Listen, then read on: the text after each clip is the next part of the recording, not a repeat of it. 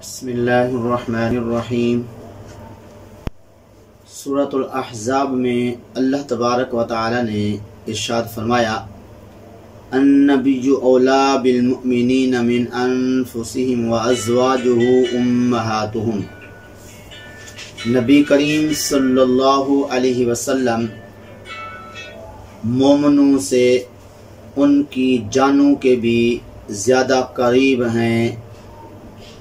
اور زیادہ مالک ہیں، اور اس نبی کریم صلی اللہ علیہ وسلم کی بیویاں مومنوں کی مائیں ہیں۔ اس آیت مقدسہ میں اللہ تبارک و تعالی نے فرمایا ہے کہ نبی کریم صلی اللہ علیہ وسلم مومنوں کے ان کی جانوں سے بھی زیادہ قریب ہیں اور زیادہ حقدار ہیں، زیادہ مالک ہیں۔ اس لیے مومنین کو ہر نیک کام کے اندر آقا کریم صلی اللہ علیہ وسلم کی سنت کو اور آقا کریم صلی اللہ علیہ وسلم کی خواہش کو ترجیح دینی چاہیے۔ اور ساتھ دوسرے نمبر پہ فرمایا کہ آقا کریم صلی اللہ علیہ وسلم کی بیویاں مومنوں کی مائیں ہیں، یعنی جتنا اپنے ماں باپ کی بندہ تعظیم کرتا ہے اور تعظیم کرنے کا جو حکم بھی ہے اور جو حق ہے، اس سے زیادہ آقا کریم صلی اللہ علیہ وسلم کی ازواج مطہرات جو ہیں تعظیم کی حقدار ہیں اور ان کی زیادہ عزت اور احترام کرنے کا جو ہے حکم ہے۔ تو اس لیے آقا کریم صلی اللہ علیہ وسلم کے ازواج مطہرات جو ہم مومنوں کی مائیں ہیں، ان کی تعظیم بجا لانی چاہیے اور ان کا احترام جو ہے وہ کرنا چاہیے۔ آقا کریم صلی اللہ علیہ وسلم کی ازواج مطہرات جو مومنوں کی مائیں ہیں، اللہ تبارک و تعالی نے ان کی کیا سبحان اللہ عظمت و شان بیان فرمائی ہے۔ فرمایا، یا نساء النبی لستن کاحد من النساء، کہ اے نبی کی بیویو تم عام عورتوں میں سے کسی کی طرح نہیں ہو۔ تو معلوم یہ ہوا کہ آقا کریم صلی اللہ علیہ وسلم کی ازواج مطہرات عام عورتوں میں سے کسی کی طرح بھی نہیں ہیں۔ ان کی فضیلت اور ان کی عظمت و شان جو ہے باقی تمام خواتین سے کہیں بڑھ کر ہے۔ تو اس لیے یہ جو عظمت و شان اللہ تبارک و تعالی نے ازواج مطہرات امہات المومنین کو عطا فرمائی ہے، تو اس طرح یہ عام عورتوں کی نہیں ہیں، اور اس طرح باقی عورتیں جو ہیں وہ بیوہ ہو جائیں، مطلقہ ہو جائیں تو باقیوں کے ساتھ ان کا نکاح ہو سکتا ہے، لیکن آقا کریم صلی اللہ علیہ وسلم کی ازواج مطہرات بیوہ ہونے کے بعد ان کا نکاح کسی اور سے نہیں ہو سکتا۔ یہ بھی ان کی عظمت و شان ہے۔ تو وَلَا أَن تَنكِحُوا أَزْوَاجَهُ مِن بَعْدِهِ أَبَدًا، قرآن پاک میں ہے کہ ان سے یعنی ازواج مطہرات سے کبھی بھی نکاح نہیں ہو سکتا۔ تو بہرحال ازواج مطہرات میں سے کوئی بھی کسی عام عورت کی طرح نہیں ہو سکتی۔ تو اس طرح انہی ازواج مطہرات میں سے ایک حضرت خدیجہ رضی اللہ عنہا ہیں ام المؤمنین، سبحان اللہ، جو ہر پریشانی کے موقع پر اور ہر غمگینی کے حالت میں ہمارے آقا کریم صلی اللہ علیہ وسلم کے لیے تسلی کا باعث بنتی، اور آپ صلی اللہ علیہ وسلم جب تبلیغ جو ہے وہ فرماتے اور طرح طرح کی اذیتیں پہنچتی، حضرت خدیجہ رضی اللہ عنہا کے پاس جب حضور تشریف لے جاتے تو آپ کو ان کے پاس جاتے ہی راحت نصیب ہوتی، سکون نصیب ہوتا۔ تو اس طرح آقا کریم صلی اللہ علیہ وسلم حضرت خدیجہ رضی اللہ عنہا نے جو آپ صلی اللہ علیہ وسلم کے ساتھ حسن سلوک کیا، اس کو جب آقا کریم صلی اللہ علیہ وسلم بیان فرماتے تو کبھی کبھار حضرت عائشہ رضی اللہ عنہا عرض کرتی کہ آپ ان کی تعریف اتنی فرماتے ہیں، لگتا ہے کہ کوئی اور آپ کی بیوی ہی نہیں ہے۔ تو آپ صلی اللہ علیہ وسلم فرماتے ہاں ایسا ہی ہے۔ تو اس طرح حضرت خدیجہ رضی اللہ عنہا نے آقا کریم صلی اللہ علیہ وسلم کے لیے خوشی کا باعث بنی،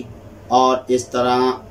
چین اور سکون کا باعث بنی۔ آقا کریم صلی اللہ علیہ وسلم جو ہے ان کے وصال کے بعد بھی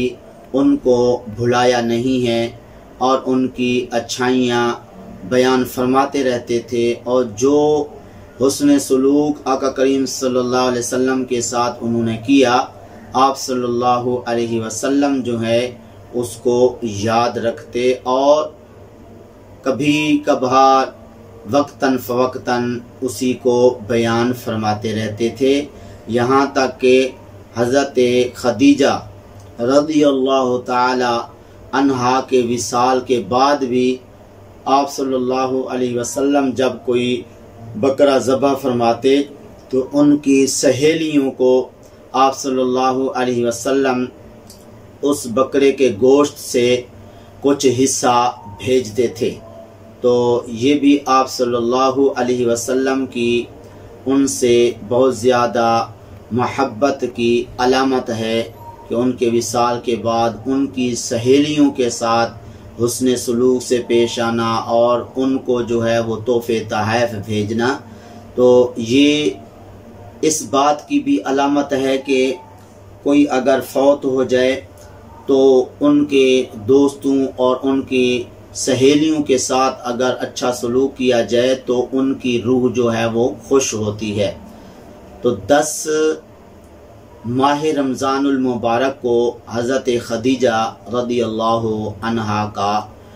وصال پاک ہوا، اور یاد رکھیے حضرت خدیجہ رضی اللہ عنہا کا وصال پاک مکہ شریف میں ہوا۔ تو مکہ شریف میں جب آپ کا وصال ہوا تو آیا آپ کی نماز جنازہ ہوئی یا نہیں ہوئی؟ حضرت خدیجہ رضی اللہ عنہا کا جب وصال مبارک ہوا اس وقت نماز جنازے کا ابھی حکم اللہ پاک کی طرف سے نہیں آیا تھا۔ نماز جنازے کا حکم مدینہ شریف میں آیا، تو اس لیے مکہ شریف میں حضرت خدیجہ رضی اللہ عنہا کا جب وصال پاک ہوا، نماز جنازہ جو ہے وہ ادا نہیں کی گئی۔ لہٰذا اگر کوئی اس طرح کا سوال کرتا ہے کہ حضرت خدیجہ رضی اللہ عنہا کا جب وصال ہوا تو آپ کی نماز جنازہ کس نے پڑھائی، تو یہ سوال ہی غلط ہے، کیونکہ اس وقت نماز جنازے کا ابھی تک حکم ہی نہیں آیا تھا۔ تو اس لیے یہ سوال کرنا کہ نماز جنازہ کس نے پڑھائی، تو یہ سوال ٹھیک نہیں ہے۔ بہرحال حضرت خدیجہ رضی اللہ عنہا کا پہلے 2 مرتبہ اوروں کے ساتھ نکاح ہوا، وہ دونوں فوت ہو گئے، یعنی آپ کا جو پہلا خامن تھا وہ بھی فوت ہو گیا، آپ بیوہ ہوئیں، اور دوسرا خامن جو تھا وہ بھی فوت ہوا، اس سے بھی آپ بیوہ ہوئیں۔ تو اب بیوہ ہونے کے بعد چونکہ ویسے آپ بہت بڑی مالدار تھیں، اور سبحان اللہ آپ سن کے حیران ہوں گے، حضرت خدیجہ رضی اللہ عنہا ابھی تک پردے کا حکم نہیں آیا تھا اور گھر میں بیٹھنے کا حکم نہیں آیا تھا۔ اس وقت بھی حضرت خدیجہ رضی اللہ عنہا اتنی شرم و حیا کی پیکر تھیں کہ آپ گھر سے بلا وجہ باہر نہیں تشریف لے جاتی تھیں، اور پردے کا آپ اہتمام فرماتی تھیں، اور آپ جو ہے سبحان اللہ ویسے تو بہت بڑی تاجرہ بھی تھیں، مالدار بھی تھیں، اور جہاں پہ مکے کے مالدار لوگ رہتے تھے اسی کالونی اور اسی محلے کے اندر آپ کا گھر بھی تھا،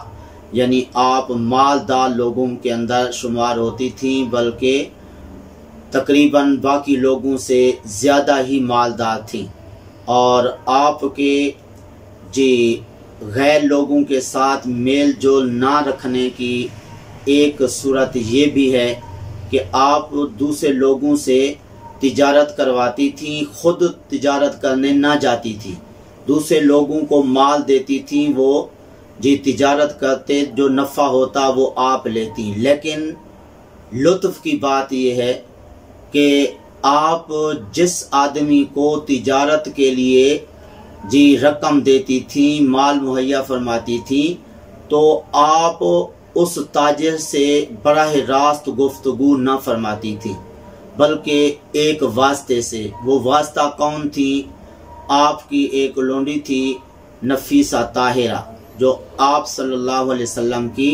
صحابیہ بھی تھیں، اور حضرت خدیجہ رضی اللہ عنہا کے ساتھ آقا کریم صلی اللہ علیہ وسلم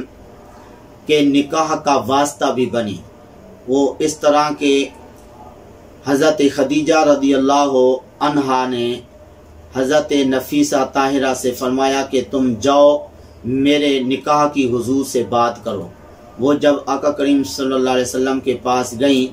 آپ صلی اللہ علیہ وسلم سے عرض کی کہ ایک عورت کا ہم آپ کے ساتھ نکاح کروانا چاہتے ہیں۔ آپ صلی اللہ علیہ وسلم نے فرمایا نہیں، عرب کی عورتیں جو ہیں وہ مال زیادہ لیتی ہیں، دولت زیادہ لیتی ہیں، ہمارے پاس گنجائش نہیں ہے۔ حضرت نفیسہ طاہرہ رضی اللہ عنہا نے عرض کی آقا ایسی بات نہیں ہے، ہم ایسی خاتون کے ساتھ آپ کا نکاح کروا دیں گے کہ جو کچھ لینے کی بجائے الٹا آپ کو دیا کریں گی۔ تو آپ صلی اللہ علیہ وسلم نے فرمایا چلیں۔ تو اس طرح جو ہے حضرت نفیسہ طاہرہ رضی اللہ عنہا آپ صلی اللہ علیہ وسلم کے ساتھ حضرت خدیجہ رضی اللہ عنہا کے نکاح کا سبب بنی۔ اور حضرت نفیسہ طاہرہ رضی اللہ عنہا وہ صحابیہ ہیں، اعلی حضرت صاحب علیہ رحمت فرماتے ہیں کہ جس آدمی کا کام نہ ہو رہا ہو، حضرت نفیسہ طاہرہ رضی اللہ عنہا کے نام کی منت مان لے تو جتنا مشکل سے مشکل کام ہوگا وہ حضرت نفیسہ طاہرہ رضی اللہ عنہا کے نام کی منت ماننے کی برکت سے وہ اس کا اہم کام ہو جائے گا، اور اس کی جتنی بڑی مشکل ہوگی وہ حل ہو جائے گی۔ بہرحال حضرت نفیسہ طاہرہ رضی اللہ عنہا جو تھی، یہ درمیان میں حضرت خدیجہ رضی اللہ عنہا اور کام کرنے والوں کے درمیان واسطہ بنتی کہ حضرت خدیجہ رضی اللہ عنہا جس بھی تاجر سے یا تجارت کرنے والے سے بات کرنی ہوتی، حضرت نفیسہ طاہرہ رضی اللہ عنہا کے واسطے سے جو ہے وہ ان سے بات کرتی، اور براہ راست اور ڈائریکٹ جو ہے وہ کسی تاجر سے بات نہ کرتی۔ تو اس سے آج کل کی بلکہ قیامت تک آنے والی خواتین کے لیے سبق ہے کہ حضرت خدیجہ رضی اللہ عنہا کتنی شرم و حیا کی پیکر تھیں کہ ابھی پردے کا حکم نہیں آیا،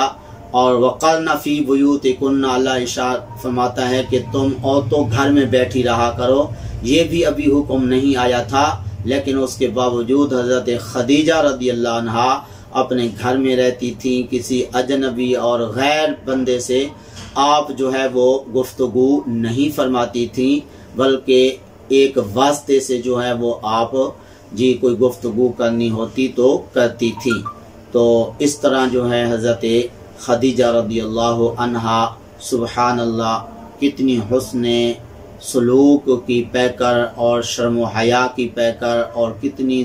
خوبصورت زندگی ان کی گزری کہ آقا کریم صلی اللہ علیہ وسلم کی خدمت کرتے ہوئے آپ صلی اللہ علیہ وسلم کو ہر موقع پر تسلی دیتے ہوئے اپنی زندگی گزاری، اور اس طرح آقا کریم صلی اللہ علیہ وسلم ان کے وصال کے بعد بھی ان کی خوبیاں بیان فرماتے تھے، اور جو حسن سلوک کیا انہوں نے آپ صلی اللہ علیہ وسلم کے ساتھ، وہ آپ صلی اللہ علیہ وسلم بیان فرمایا کرتے تھے۔ تو لہٰذا آج کا یہ درس جس تک پہنچے اس کو ایک بار ضرور سننا چاہیے، اور یہ سن کر جو ہے اپنے گھر والوں کو بھی یہ ضرور سنانا چاہیے، اور اس طرح آقا کریم صلی اللہ علیہ وسلم کی زوجہ محترمہ ام المومنین حضرت خدیجہ رضی اللہ عنہا کے ایصال ثواب کے لیے بھی اگر ممکن ہو تو اہتمام آج کیا جائے، شام کو افطاری کروا لیں، یا جو ہے کوئی عمرے پہ جا رہا ہے تو ان کی طرف سے کوئی عمرہ کر لے۔ یاد رکھیے کہ ایصال ثواب جس صورت میں بھی کریں گے، عمرے کی صورت میں، قرآن پاک کا ختم کر کے ان کو بھیجنے کی صورت میں، جی جیسے بھی ایصال ثواب کریں گے یہ ان تک پہنچے گا اور وہ خوش ہوں گی۔ بلکہ ایک بزرگ کے بارے میں ہے کہ انہوں نے آقا کریم صلی اللہ علیہ وسلم کی والدہ ماجدہ کی طرف سے عمرہ کیا، تو خواب میں رات کو دیکھا کہ آقا کریم صلی اللہ علیہ وسلم کی بارگاہ میں آپ صلی اللہ علیہ وسلم کی والدہ ماجدہ فرما رہی ہیں، یہ دیکھیں احمد آئے ہیں، انہوں نے ہماری طرف سے عمرہ کیا ہے۔ تو اس طرح دیکھیے کہ ان بزرگوں کی کتنی روحیں خوش ہوتی ہیں جب ان کو ایصال ثواب کیا جائے۔ تو بہرحال ایصال ثواب کا اہتمام ضرور کریں، یہ سمجھ کر کہ حضرت خدیجہ رضی اللہ عنہا تک یہ ایصال ثواب جو ہے جو ہم اہتمام اس کا کریں گے ان تک پہنچے گا، اور اس طرح وہ خوش ہوں گی۔ جب وہ خوش ہوں گی، ہماری ماں خوش ہو گئی، تو پھر ہماری دنیا اور آخرت اچھی ہو جائے گی۔ دعا ہے اللہ تعالیٰ کی پاک بارگاہ میں جو کچھ کہا صحیح عمل کی توفیق عطا۔